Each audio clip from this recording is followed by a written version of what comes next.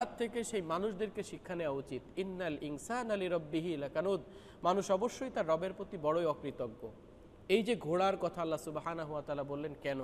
সেই সময়ের কাফের এবং মুশরিকরা যুদ্ধের সবথেকে বড় হাতিয়ার, আজকের যেই সমস্ত মিসাইল বলা হয়, শত শত কিলোমিটার দূরে বা হাজার হাজার কিলোমিটার দূরে এখান থেকে মিসাইল ছুড়ে মারলে আর একটা শহর আর একটা বিল্ডিং ধ্বংস হয়ে যায়। তৎকালীন সময়ে মানুষের যুদ্ধের অস্ত্রের সমরাস্ত্রের সবথেকে বড় ভূমিকা পালন করতো এই ঘোড়া। সেই ঘোড়ার উদাহরণ দিয়ে আল্লাহ সুবহানাহু ওয়া তাআলা বলতেছেন যে তোমাদের এই ঘোড়া থেকে শিক্ষা নেওয়া উচিত, কেননা মানুষ হচ্ছেন বড়ই অকৃতজ্ঞ। ইন্নাল ইনসানা, নিশ্চয়ই মানুষ, লিরাব্বিহি, তার রবের প্রতি লাকানুত, বড়ই অকৃতজ্ঞ। কেন?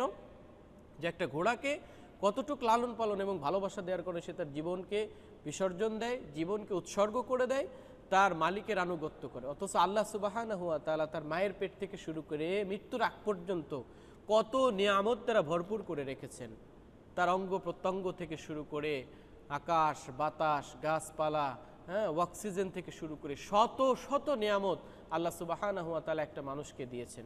সেই মানুষটা তার রবের প্রতি কতটা অকৃতজ্ঞ হলে আল্লাহ রাব্বুল আলামিনের হুকুম আহকাম তারা পালন করে না। ওয়া ইন্নাহু আলা যালিকা লাশাহিদ, এবং নিশ্চয়ই সে নিজেই এই বিষয়ের প্রতি সাক্ষ্য বহন করে।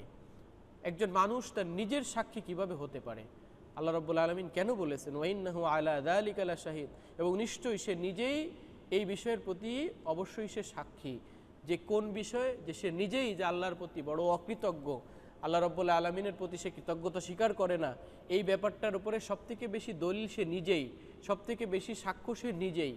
কেন বলেছেন? আল্লাহ রাব্বুল আলামিনের কোরআন এবং হাদিস যদি বিশ্লেষণ করা হয় তাহলে চারটা বিষয় স্পষ্ট হয় বা পাঁচটা বিষয় স্পষ্ট হয় যে সাক্ষ্য ভালো অথবা মন্দের চারটা বিষয়ে হয়।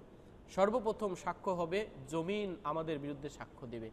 যেই জমিনের পর্দায় আজকে আমি হাঁটাচলা করতেছি, যেই জমিন আমাকে সর্বশেষ গ্রাস করবে, যেই জমিনে আমাকে মৃত্যুর পরে জমিনের উপরে দাফন করা হবে, সেই জমিন সর্বপ্রথম মানুষের সাক্ষ্য দিবে। আল্লাহ সুবহানাহু ওয়া তাআলার পক্ষ থেকে নির্দেশনা দেওয়া হবে যে মানুষের যা যা এই জমিনের বুকে আছে সব কিছু কি করো, বের করে দাও, বা সব কিছুর সংবাদ প্রকাশ করে দাও। এর পূর্বের সূরায় বলা হয়েছে যে আল্লাহ রাব্বুল আলামিন যখন ঘোষণা করবে যে জমিন তোমার ভিতরে যা আছে এবং তুমি যে সংবাদ জানো, সমস্ত সংবাদ আল্লাহ সুবহানাহু ওয়া তাআলার এই নির্দেশনা পাওয়ার পরে জমিন সব কিছু স্পষ্ট আকারে বর্ণনা করতে থাকবে। এরপরে সমস্ত মানুষের জন্য যেই সাক্ষ্য হবে সেটা হচ্ছেন ফেরেশতারা। আল্লাহ রাব্বুল আলামিন সূরাতুল ইনফিতারের ভিতরে বলেছেন, অন্য অন্য সূরার ভিতরে বলেছেন, মা ইয়ালফিজু মিন কওলিন ইল্লা লাদাইহি রাকিবুন আতীদ,